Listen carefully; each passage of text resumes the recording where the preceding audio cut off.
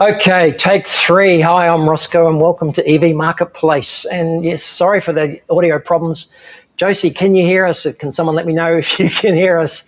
We're coming to you from the workshops of City Prestige in Mascot in Sydney Town. Thanks for joining us. Take three, and thanks for bearing with us. I've got Ed with me. We're laughing and we've lost it completely. He's a local mechanic here, and he's a specialist now in EV mechanical repairs. And I think, as most of you are getting on, and maybe in some of your ownership experience with Teslas or other EVs, perhaps it's time to take a look under the hood, under the bonnet, underneath, under the tyres. Some of the things that you should start to look for, even as an owner. Certainly, the maintenance program on a Tesla hasn't been that obvious. Filters, but the rest of it, hard to say. But certainly if you're looking to sell at our AmazingEV Marketplace, which of course tonight's brought to you by AmazingEV, certainly if you're looking to sell, it's a great idea to check it out, have a look and get maybe an inspection report done. And certainly if you're looking to buy, get it checked out. There's a few things that we're going to check out later on with Ed. And before we get there, I'm just going to introduce Ed. And he's been here probably 6 months now. Yeah, close to 6 months. Yeah. 6 months. Yeah. And he made the jump. And tell us why did you end up working on EVs, Ed? I just something different, you know. It's a little bit different than a normal petrol diesel car. Yeah. Wanted to take the jump. This is where the technology is going. Yeah. So obviously, I think it was time to make the leap and haven't looked back. You've had a lot of experience in petrol cars, yeah? Correct, yeah. We'll chat about some of the big differences later on. Certainly the simplicity, yeah? Yeah, for sure, yeah. Simplicity is, yeah. But like any machine, there's been wear and tear on some of the basic components of the car. Correct. You've seen, and that's what you're experiencing now. I think you were telling me before, you've never even opened a motor up on an EV yet. No, never opened one up, no. Honestly, never opened one up, so. That'd be the first thing you'd be starting on some of these cars, some of these petrol cars, right? Yep. So, a few other things we're going to cover later on in our top tips for maybe preparing your car for sale, looking after it. I was going to say, what do you drive at the moment? I've got a Model Y Performance. That's insane. That's which one was that? The new one? The new one, yeah. 2025, yeah. Now it's classified as a 2025, so. And how do you compare that for previous Model Ys? Yeah? Mate, night and day difference, honestly. Everything about them, it's just a night and day difference. In terms of handling, acceleration, braking, steering feel, I guess agility and control, mate, it's chalk and cheese. Yeah. It's a nice looking car, right? It's nice inside. That's yeah. They've really upped their game. 100%. Yeah. It's a lot different. It's amazing how much they've upped their game. Yeah. Massive. I love it. Yeah, I had to drive it before. It's absolutely insane. But for this, I've got the Model Y. I haven't got any plans to upgrade yet, but maybe perhaps a few of you are. So after the break, we're going to come back to Ed. We're going to have a closer look. In the meantime, I thought I'd just have a look at some of the newer listings we've got at AmazingEV. 2 or 3 Teslas have just come up recently around that late 60s, 70s, 80s, 100K mark. And these are the sort of prime candidates for what we're hoping or what we think are going to be the cars that are going to be, probably prime candidates for some of the checks that we're going to do now. So I'll see you a bit later on, Ed. Let me jump on the AmazingEV Marketplace and we'll have a look later on.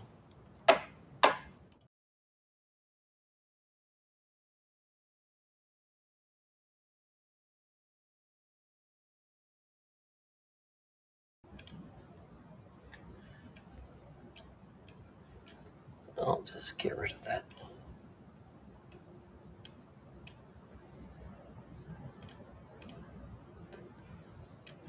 All right. Thanks, guys. Thanks for your patience tonight. It's been one of those nights where the joys of the outside broadcast as we bring this to you live from the workshop here in Mascot at City Prestige. And again, just to confirm, we don't have any financial arrangement with City Prestige.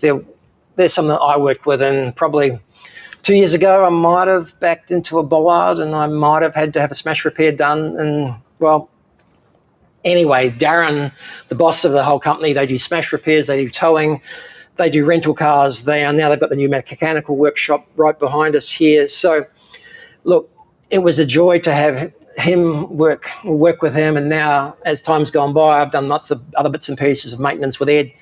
Great experience.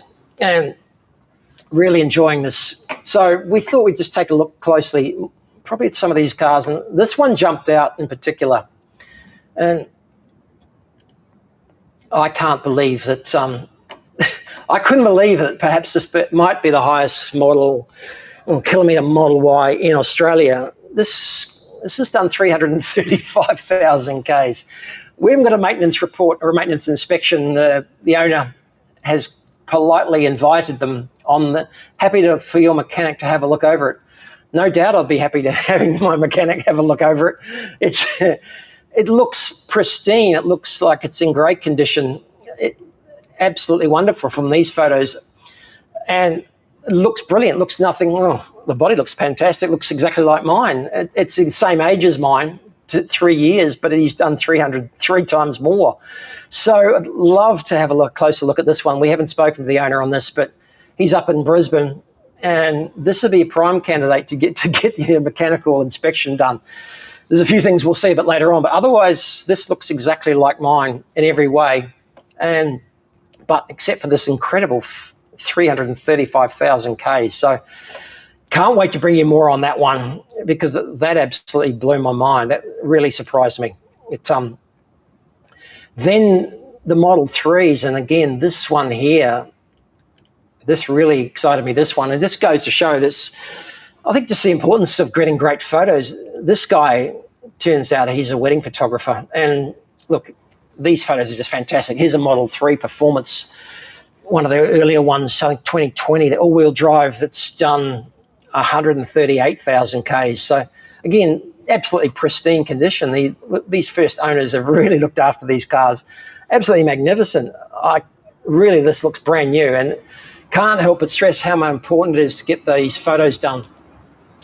Oh, look, here's a professional who's got these ones, but getting good quality photos, making sure that you really present the car in the best possible light, I think really helps with a sale. And he's taken a ton of magnificent photos, obviously professional level, but really the better the photos you can get, whether it's your iPhone or your own camera, we think like a high-end real estate listing, the better chance you've got of selling, because this one's a magnificent example. Again, it's loaded up with everything, 19-inch alloys.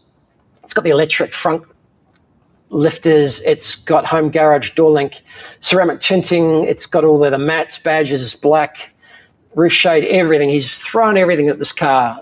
So brilliant opportunity at 40,000, performance galore, and of course worthy of a battery test as well. And we'll have a closer chat about that a bit later on. This one really caught my attention, and again, worthy of a mechanical inspection as well. But it might have been driven like most performance cars, but maybe a little bit harder than others. So perhaps that's something to look out for when you're getting a mechanical inspection done. It's fully loaded with all the gear, but perhaps it might be something that might be worth checking as well. And then this really, really budget Model 3. Again, for me, a great second car, 28888, based again in Melbourne. 132,000 for a Model 3. Again, what year is it? 2022. It's only maybe it was Uber driven. I don't know. We haven't seen the details. They haven't declared. Nice standard Model 3, second car for sure. Still plenty of life left in this one. Again, same sorts of things I'd be looking at. Mechanical inspection just to see what is going on with some of the suspension. There's a few factors that we will have a look at later on that starting to get reasonably well known amongst Model 3s, things to look out for, and if they haven't been looked after, they might need attention. But again, good price, outstanding example. So really love this sort of car, and very happy to see this for sale. Again, coming down to the real budget, still a lot of money, don't get me wrong, but still a level where it's starting to get into the second-hand car territory. So really happy with that. So we'll jump to a sales update report. We're going to go back to Rosco in the studio now and leave that to him. We've got a sales update, some breaking news, and an inbox report. So I'll throw to Rosco in the studio for now, and I'll see you after the break. Just having a meeting. Hey, thanks, Rosco. And straight to some breaking news. Some great articles out of the US and the UK on the used EV markets over there. Gives us some great perspectives. So that must mean it's time for...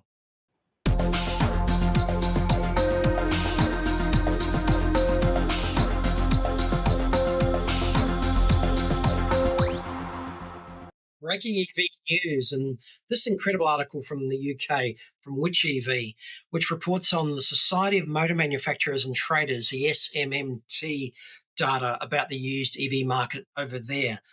And the used EV market in 2025 was up 45.7% already in the UK. Year over year, the used EV market was up 45.7% from 2.5 to 3.5% of the overall used used car market in the UK. Bearing in mind the used car market in the UK is, well, it's over 7 million cars. Remember, the used EV market in Australia, the used car market in Australia is only 2.1 million cars here. So got almost 4.5 times bigger, almost 3.5 times bigger. But they've had some massive improvements. And I watch a guy called Richard Simmons. If you want something to do after tonight, before Ludicrous Feed later on, check out Richard Simmons. He's got some great videos about used EVs, what to look out for. He's got a used EV dealership in the UK down south. He's been specialising in selling used EVs out of his used EV dealership for the last 2 or 3 years now, and doing really well. Ups and downs, of course, a lot of political ramifications, considerations, pricing, new models, discounts, all the usual stuff. But check out Richard, because it really gives a great insight into this market over there. Another really interesting article from the US this time, from Cox Automotive, where they've reported that there's been a bit of a boost in the under $25,000 EV area in the US. You might remember that they used to have a $4,000 credit or bonus for you buying a used EV as well, which just disappeared in September last year. So, the new EV market dropped as a result of that and fell 36% in the last quarter. The used EV market is actually up 13%. 89,000 EVs changed hands. And they like things like Ford Mustangs over there and Chevy Bolts. Those are the sort of cars that they like over there. Ioniq 5s are really popular. It's surprising, again, but again, as soon as the price gets down to sort of that under $25,000 mark, that's when things start to get really attractive, because the used car starts to make real sense. And cars, like everything, are bought based on price. If you buy what you can afford, whether it's new or used, and if it's financed, maybe that payment every month is really one of the major factors. But here, the US has taken a bit of a turn, because not only is the used EV market up, according to Cox Automotive, it is also the day's sale is at 50 days is slightly faster than the used EV, than the used car market overall. So that's the day's sale, as we've seen before, is the number of days on average it takes to sell a car. 50 days, a month and a half, 6 weeks is pretty good. Dealers would hope it would be less than 60, but often get stuck with cars at 70 or 80. As we're about to see, the day's sale in Australia has been creeping up on EVs. Again, not sure why at this stage. You can see the numbers, but we don't know. We'll have a look at those shortly. But the US, on average, the last quarter of last year leading into winter, and again, traditionally a bit of a slower time for them. Well, and particularly after the rebates disappeared, used EV days were less than petrol-powered cars. So, hey, go figure. Some positive news out of both the UK, where used EV sales are up 47% to 3.5% of the overall market, and some great numbers, positive numbers after the rebates been completely taken away from both the new and the used markets in the US. So we're really encouraged by those as trends for the used market here in Australia. And we'll keep looking out for things like that, because if we get an idea of what's going on overseas, I think we can get a better idea of what's going on here. Now let's jump into an update for the used EV sales data for January 2026, which was just released. And you might recall that we did an update of the whole year of 2025 on a separate video, and there's a link to that. There's a link to that down below. We'll jump back into this report, because now we've got for January.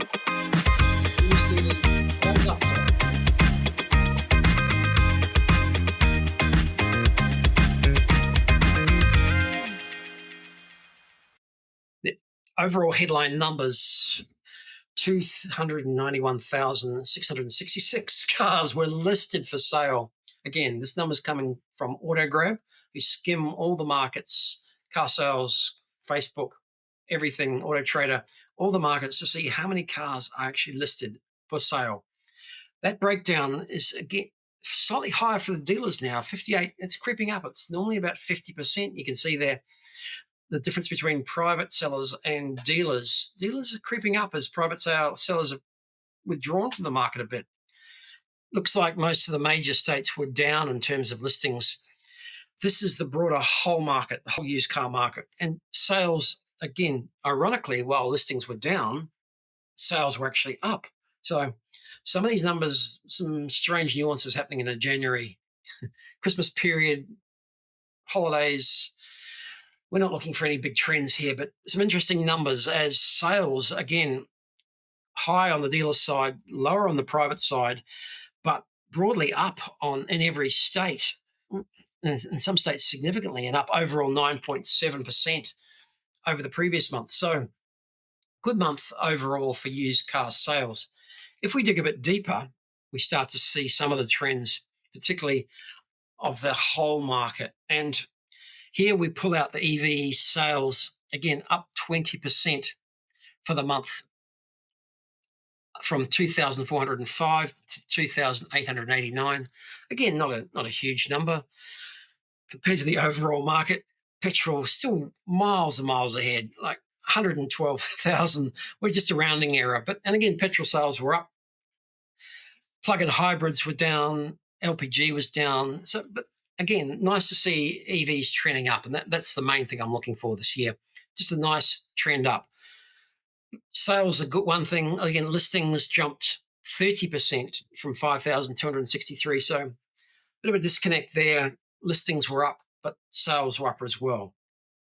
Strangely enough, again, looking at the overall market, day sale has started to increase just gradually. And again, that doesn't quite correlate with what we might expect. Day sale would, if sales were up, normally we might expect day sale to be down.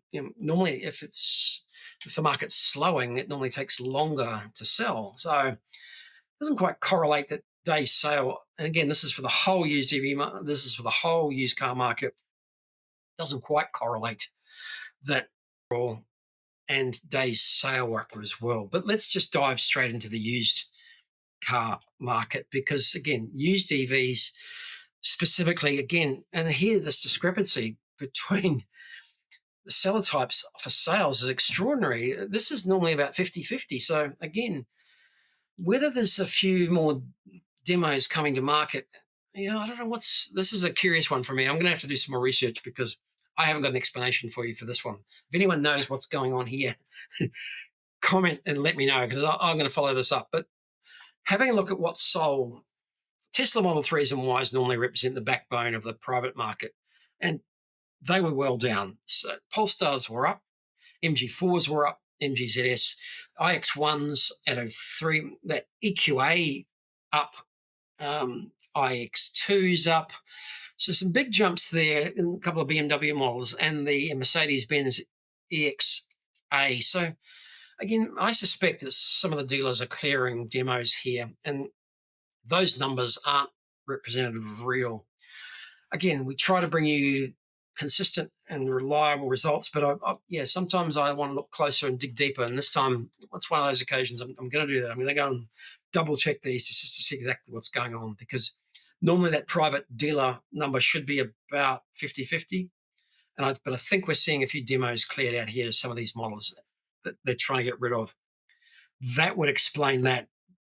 Jumping into the residual values and the days to sell. So again, the important numbers. Have a look at that on the right-hand side, the used EV market. I've compared that with the whole car market down below that chart that we saw before, where for August, September, October, November, December, and January, we've got comparative numbers. And the used EV market was tracking almost exactly the same as the broader market for that August, September. October, there started to become a bit of a discrepancy. November, there was a bit of a jump, even bigger jump. And then what we saw was quite extraordinary, because the day sale has increased dramatically, up 20 days. Again, it doesn't quite correlate with the sales figures that were up overall.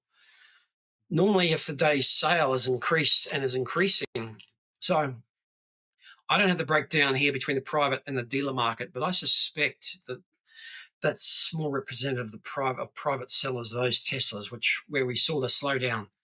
If you recall, we saw that slowdown in Teslas I think that's representative of the private market.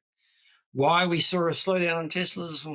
We've seen a slowdown in Teslas on the new market, and now we're seeing a little bit of a slowdown with Teslas. What do we read from that? Well, I don't know with Tesla. You never know. you never know with Tesla.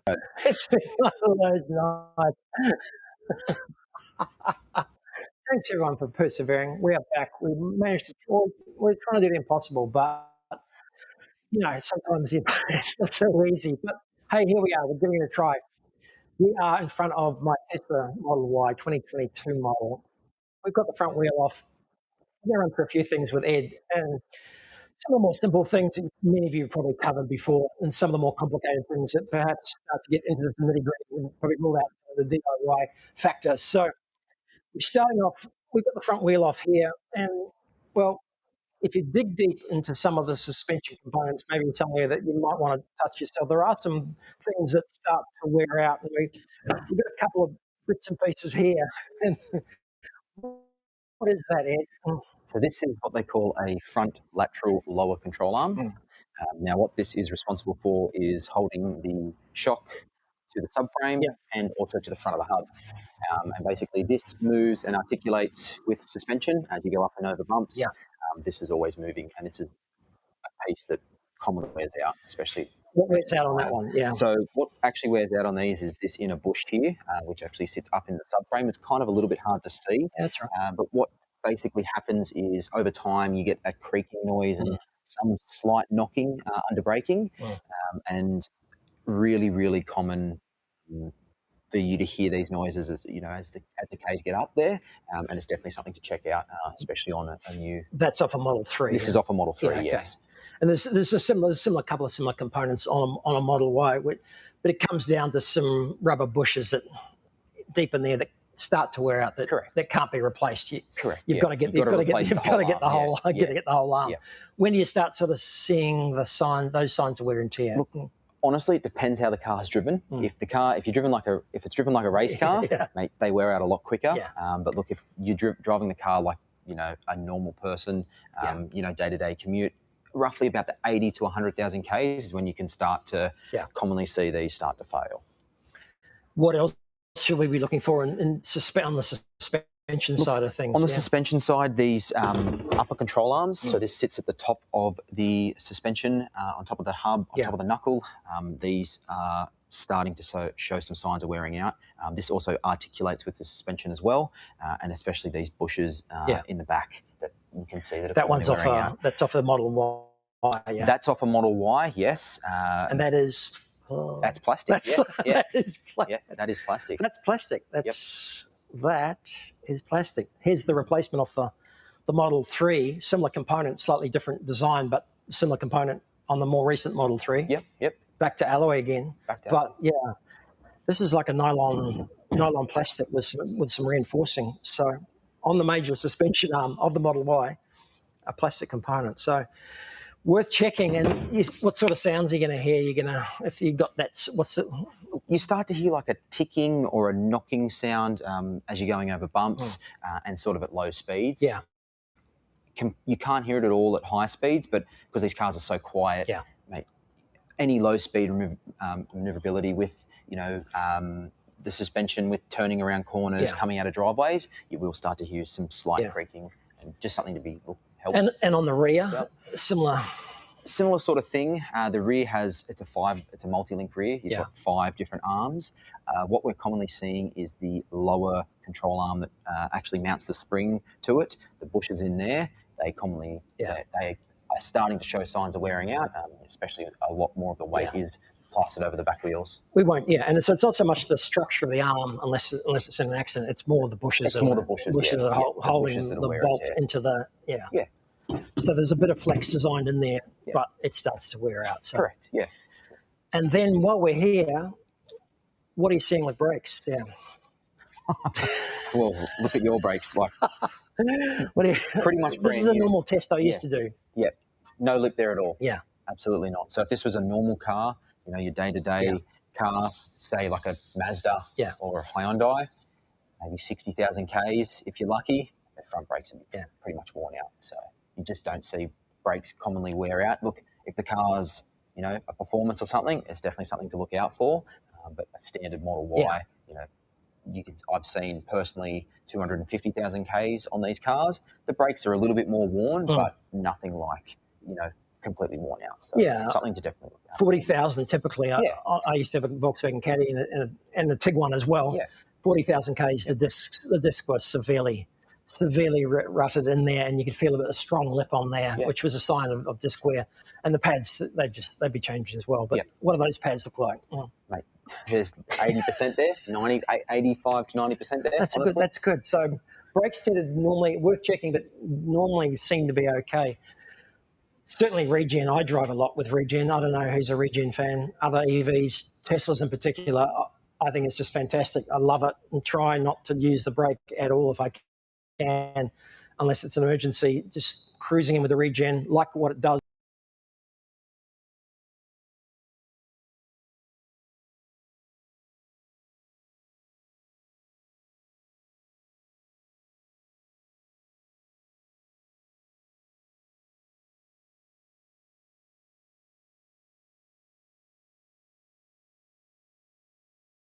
Yep, exactly similar thing. Yeah, you don't really see much brake wear. Look, you might see the rears actually wear out quicker than the fronts due to the handbrake being in the rear. So the handbrakes, when you put the handbrake on and you take it off, you will sort of wear out the pads a little bit quicker in the rear.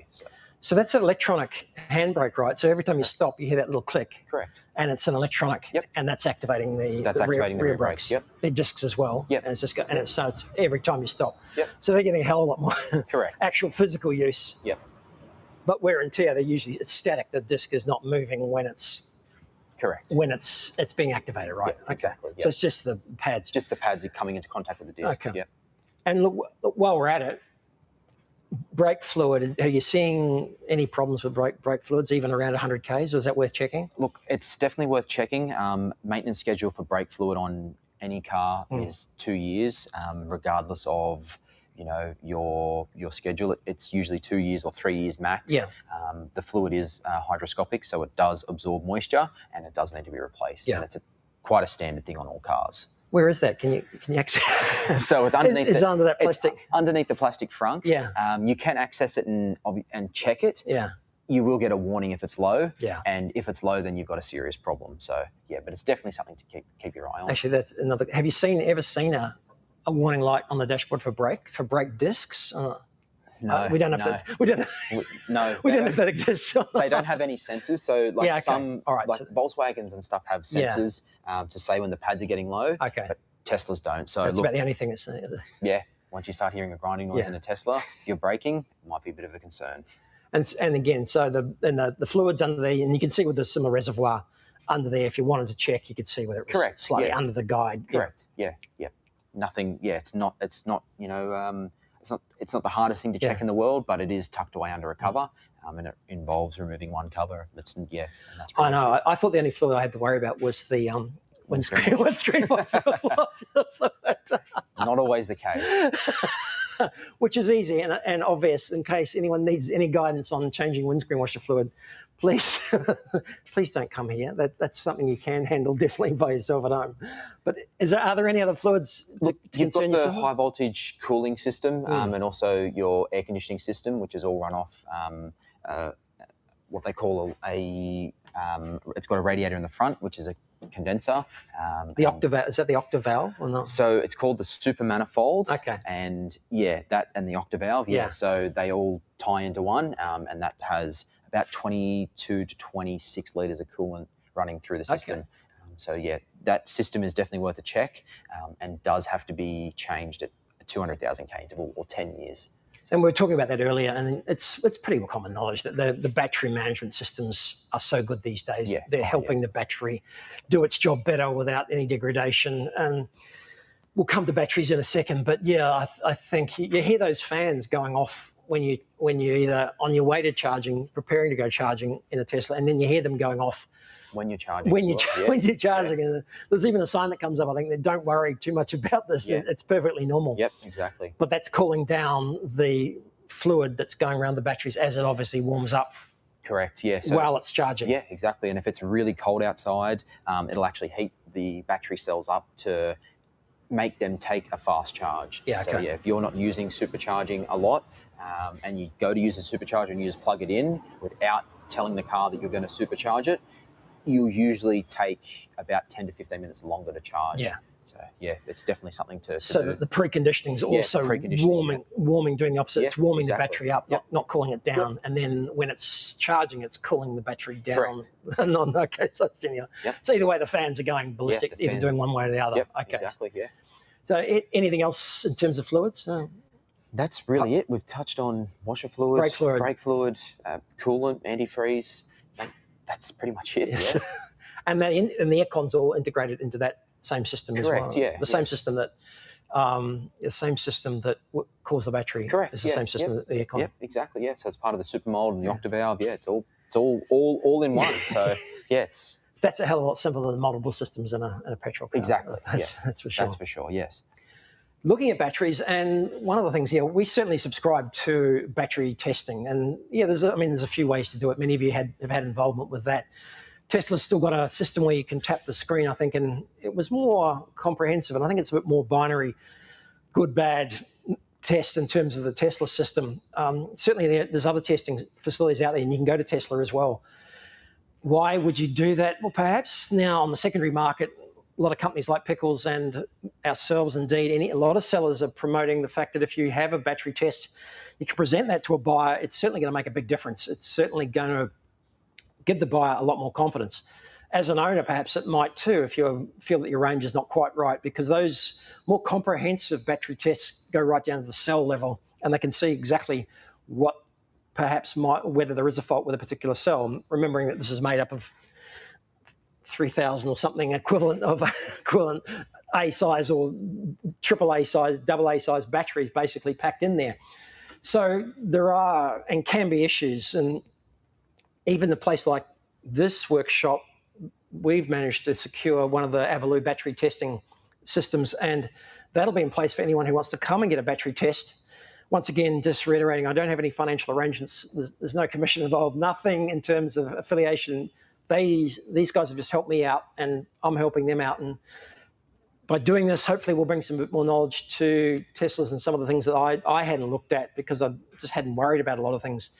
But battery testing is one of those things, and I'm probably going to do one myself on this car just to see what's going on. And you could drive and you can get one done yourself, or perhaps there's a service that might come out and do that in your own driveway. It's only 5 or 10 minutes to get that done immediately.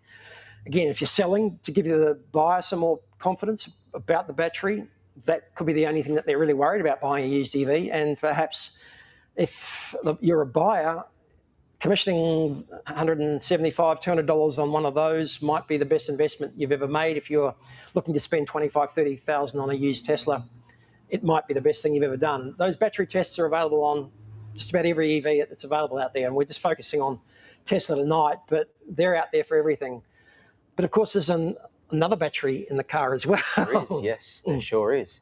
And what happens with the 12-volt battery? They're just a standard lead-acid battery in most cases, or they've changed to lithium? They have changed to lithium, so they've gone from 12.2 to 12.4 volts up to 13.6, and that's a lithium-ion battery, and it comes in effect after 2023. So anything 2023 and newer has the lithium-ion battery pack, but it's what they call the low-voltage circuit.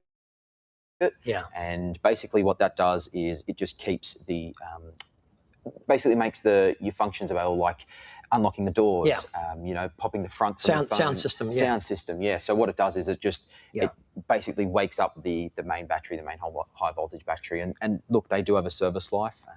Usually it'll come up on the dash and say that it'll need to be replaced soon, or book it in for replacement. Usually between 5 years or so, just depending on how how the car's So driven. Yes. 5 years. 5 to 6 years, yeah, roughly. Maybe a bit longer than a regular car battery at three or 4-ish, they quote normally. So, but you won't. The car, in theory, won't just suddenly pull over the side of the road and go blank, right? No. There's been couple of stories online. There was one online recently in China. The car just went blank, I think, at 70 k's range. It just went stopped. So clearly there's something bigger at fault there. But normally day to day, if you're not going to be concerned about the 12-volt battery until the car gives you a warning that it's low on rechargeability, and that's coming from recharge from the general charging system. So it's recharging off the main battery. Yep, it charges off the main battery as well. Yep. I know. I have to remind myself sometimes that every petrol car has been started by an electric motor with a 12-volt battery for the last 100 years. So. You've petrol drivers, you've had a little electric motor and they're doing some hard work just to get the thing going to start with for 100 years. So we're jumping straight ahead here. So battery-wise, recommend a battery health check via someone like an Evolute tideed.co is the guys we work with. We're going to have a kit here. If you want to drive in, you can get one done on the spot. Again, peace of mind if you're selling or buying. Worth checking along with the mechanical inspection that we're running through just at the moment. We're also looking at the tyres, and a lot of speculation about tyres and exactly how long they last, right? Everyone said EVs are heavier, EV tyres aren't lasting as long. What do you recommend with tyres? Just because there's different experiences and different things happening, including me on this car. So. Correct. Yeah, look, I personally think that going for a Tesla option tyre is the way to go. I wouldn't step away and go into, the cheaper aftermarket tyres for EVs, quotation mark. I would always stick to a Tesla approved tyre. One, they're load rated and speed rated. For the weight of this car and obviously the speed rating, but they also have the silent foam in the inside. So a lot of other tyres... Yeah, I saw that, Yeah, so a lot of other tyres offer they're an EV tyre because they've got the speed and load rating of a heavier car, but they don't have that foam sound ending inside the tyre, which makes a massive difference on the road, especially at around that 80 to 100. You really start to hear a lot more tyre roar and noise with tyres that don't have foam in the inside. Yeah, it's funny, isn't it? I guess you hear more road noise now because there's less car noise. Correct. Normally you're hearing car noise, engine noise, right? Yeah. No matter how efficient, how nice the car is. Yeah. So they've gone out of their way to make sure the road noise is the limit or reduced as much as possible as well. Correct, yeah. And then what are we seeing on the front? What sort of tyre wear? What's that caused by on the front tyres? So like tyre wear on Teslas, usually we see the outer shoulders or the outer sections of the tyre wearing before anything else, and that's just due to the natural camber wear of the of the car, and it's a pretty common thing to see happening. Unfortunately, there is no adjustment for what they call the camber on these cars. So that's the tyre, that's the tilt of the tyres in and out like that. Yeah, exactly. So you've got positive camber, which is the tyres tilting out, and then you've got negative camber, which is the tyres actually tilting in. Like a Formula One, yeah. Correct. A Formula One car. Exactly, like a Formula One car, So you do see, especially front tyres wearing out on the outer shoulders on Model Ys. Yeah. On Model 3s, it's the opposite. Okay. It's actually the inner shoulders that will wear out slightly quicker. On the front? On the front, yeah. And there's also something called toe-in as well, which is the whether they're aligned properly. And we've just got an alignment machine here as well, which is, because some of them, even out of the factory, the alignment isn't what it should be, right? Correct, yeah. Look, we've put brand new Model Ys, including my personal car, on the alignment machine with 50 kilometres on it, and the toe, according to our machine, was actually out in the front. So we made a slight adjustment, and could you feel anything on the road? Yeah, but... Possibly not. Yeah.